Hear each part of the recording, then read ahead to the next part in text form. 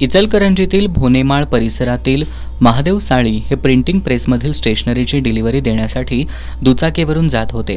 सरस्वती हायस्कूलजवळ आल्यानंतर अशादुल्ला जमादार, रोहित मांडे आणि श्री लोखंडे, अक्षय घोडगे आणि अक्षय बेळगावे या 5 जणांनी त्यांना रस्त्यात अडवून शिवीगाळ करत मारहाण केली.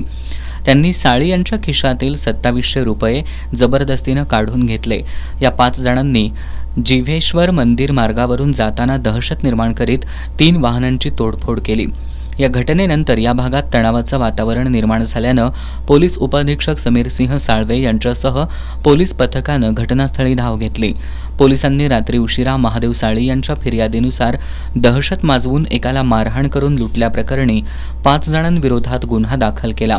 यातील आशादुल्ला जमादार, रोहित मांडे, श्री लोखंडे आणि अक्षय घोडगे या 4घांना अटक करून आज न्यायालयात हजर केलं असता न्यायालयानं त्यांना 5 दिवसांची पोलीस कोठडी सुनावली आहे.